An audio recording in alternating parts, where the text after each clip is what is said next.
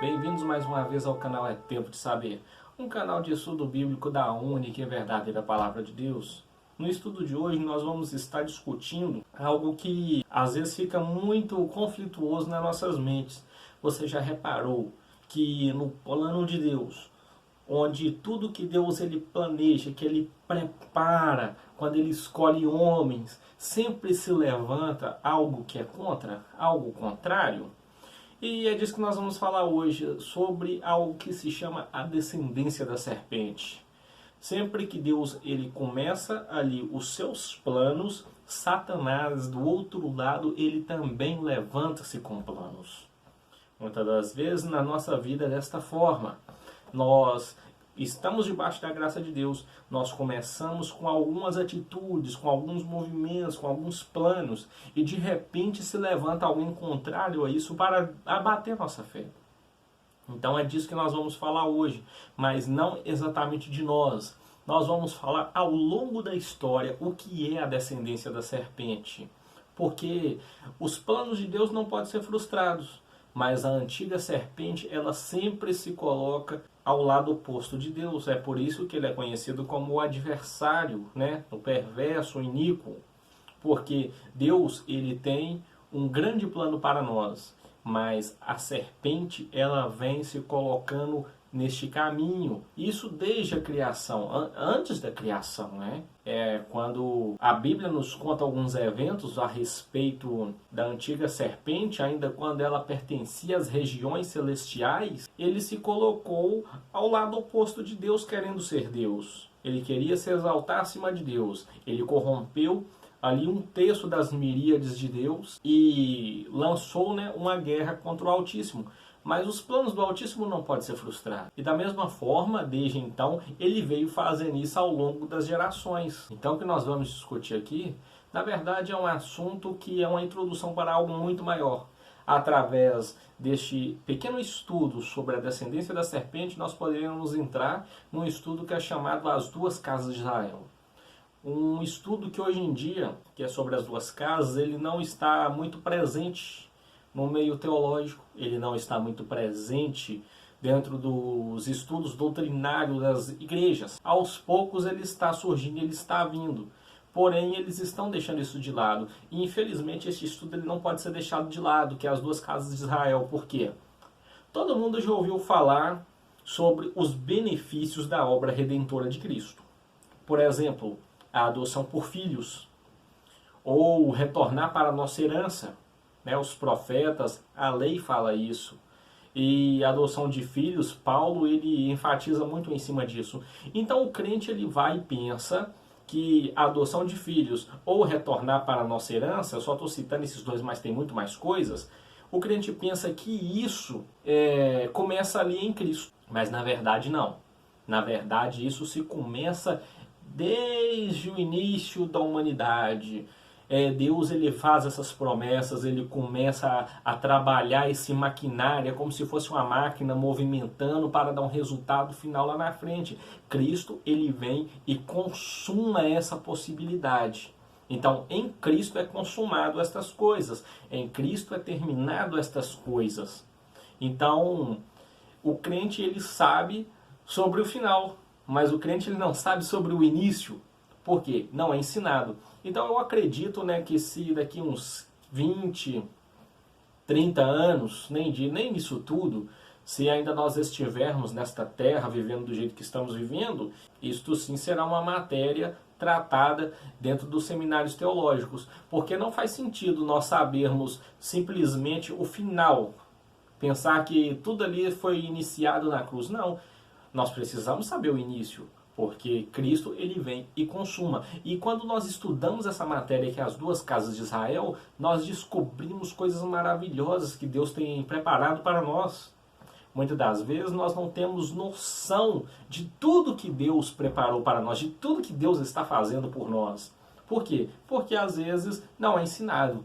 Mas isso aqui é uma introdução para nós chegarmos nesse ponto. Hoje nós falaremos da descendência da serpente, porque através da descendência da serpente, nós também somos atingidos de uma certa forma. O que foi ruim para uma nação, chegou como algo bom para nós. É o que nós vamos falar mais para frente. Como eu disse que seria um estudo, né, um tanto que rápido, algo simples e contundente, eu vou estar trazendo algumas referências para os irmãos. Não vou estar lendo os textos, mas os irmãos podem ficar à vontade de acompanhar em vossas Bíblias, porque é o que eu sempre aconselho, né? Olhe todo o contexto. Neste canal nós não tratamos de textos fora de contextos, mas sempre todo o contexto. Mas como é uma coisa rápida, para não ficar aquele vídeo demorado de 30, 40 minutos, então nós vamos fazer assim, eu vou estar simplesmente trocando umas palavras com os irmãos, vou estar aqui conversando um pouquinho com os irmãos, amém? E o que é a descendência da serpente? Como eu disse, né, sempre onde Deus ele começa um plano, Satanás ele vem se opor a esse plano. Então tem a descendência do Senhor, tem a descendência do Altíssimo. Eu e você somos descendência do Altíssimo. Porém, no meio da descendência do Altíssimo, sempre tem aqueles que dão ouvido à antiga serpente. E esses se tornam a geração da serpente, a descendência da serpente. Porque é aquele que, por mais que estava inserido ali no propósito do Senhor, ele decidiu se opor ao Altíssimo, aos planos do Altíssimo. Por exemplo, sobre a descendência da serpente, ela começando na humanidade, nós já vimos logo lá no início da criação, lá no início da criação do homem. Quando chega ali em Gênesis capítulo de número 4, versículo de número 8, nós temos, né, Abel, ele oferecendo para Deus uma oferta, e nós temos Caim, em contraproposta, também oferecendo uma oferta. Porém, a de Caim é rejeitada. E o que acontece em seguida? Caim, ele mata seu irmão, ele se opõe ao plano do Altíssimo e dando assim origem à descendência da serpente. Então nós temos ali o Altíssimo com um propósito e a serpente influenciando do outro lado e criando uma descendência, porque a partir de Caim nós vamos ver que veio muitos outros homens que continuaram ali no caminho de contraproposta dos propósitos de Deus. Por exemplo, Caim, ele torna-se pai ali de alguns homens, né? Ele torna-se ali o resultado de algumas, como podemos dizer, né? Como se fossem algumas nações, alguns homens que são citados na Bíblia, como por exemplo, Enoque, não o que andou com Deus, Enoque aqui já é um homem ímpio, Irade, Meujael, Metusael e Lameque. Lameque, para quem não sabe, para quem não estuda muito bem a Bíblia, Lameque foi um homem que ele foi praticamente um tipo de antideus ali no Antigo Testamento, um tipo de anticristo. Ele foi um homem que ele se gloriava dos seus homicídios, ele se gloriava, ele fazia canções que ele matava crianças, que ele matava homens. Então ele se coloca em contraproposta de tudo aquilo que é bom, de tudo aquilo que é certo. Ele era um homem que ele era casado com mais de uma mulher. Então nós vemos através de Caim surgir ali a descendência da serpente. Através de Caim surgir homens que aumentou a iniquidade no mundo. Onde que em Gênesis 6 Deus vem falar, né, que vai acabar com a criação. Então nós vemos que desde o início já se origina a descendência da serpente. Por outro lado, nós tínhamos Sete, que era a descendência do Altíssimo, chamado até mesmo, né, de os filhos de Deus. E aqui, através de Caim, a descendência daquilo que é o mal representado no mundo através do homem. Depois disso, nós temos também, né, Noé. Noé, ele gera, não é Noé que gera, mas eu vou falar assim para citar os pais, né? Noé, ele vem a gerar 3 filhos, Sem, Cã e Jafé. Então nós temos Sem e Jafé como ali uma descendência tipificada da descendência do Altíssimo. Porém, Cã, ele se torna a descendência da serpente, porque nós vemos na Bíblia que ele vem a desrespeitar seu pai, e por isso Cã ele é amaldiçoado pelo seu pai, pelo que ele fez. Então, Cã ele vai dar origem ali aos cananeus, ele vai dar origem a alguns homens perversos que tipificam mais uma vez essa descendência maldita na terra. Por exemplo, em Gênesis 9, 24, né, vai falar ali do principal descendente de Cã, que foi Nimrod, Quem não sabe, por acaso, quem foi Nimrod, eu vou falar um pouquinho dele. Nimrod, ele foi um homem que ele se opôs ao propósito de Deus.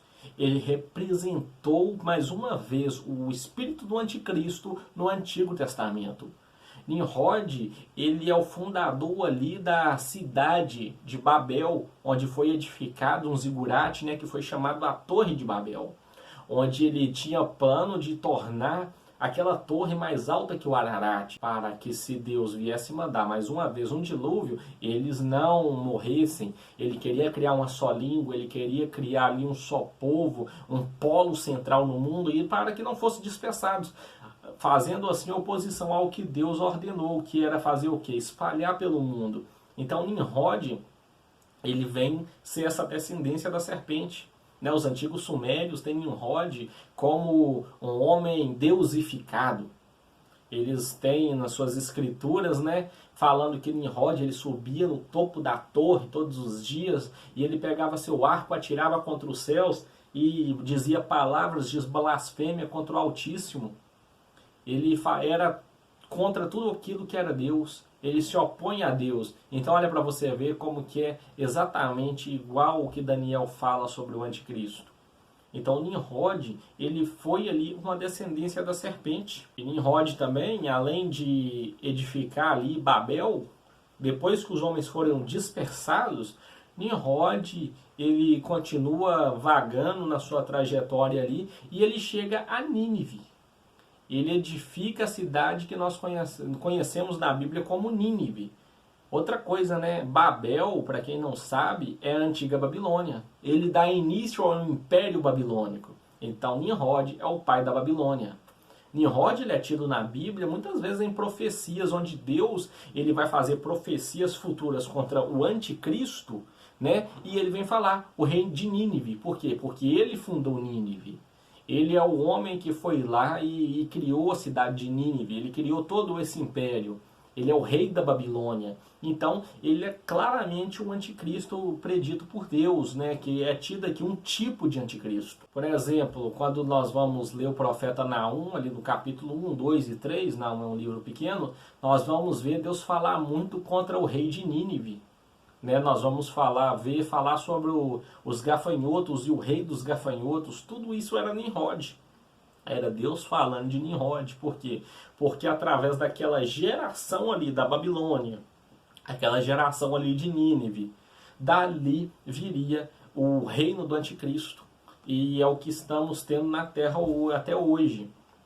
Então, quando Deus ele lança profecias contra Nínive e contra Nimrod e contra as ideologias babilônicas, então nós podemos por aí rastrear onde está presente essas atitudes no mundo, para nós podermos entender de onde o anticristo está vindo.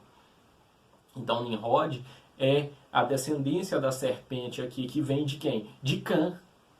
Então nós estávamos vendo aqui que essa coisa ela cresce, ela tem um potencial grande para crescimento, a maldade, porque homens que um dia pertenceram aos planos do Altíssimo se rebelaram e deram ouvido a quem? A antiga serpente, como Adão fez, como Caim fez, como Cã fez, como aqui Nimrod fez. Então nós estamos vendo aqui que isso está presente no mundo. Para quem quer ver um pouquinho mais dessas profecias contra o anticristo representado em Nimrod, Miqueias 5 também é uma boa referência para os irmãos estarem lendo. Então depois disso nós podemos já partir para Abraão.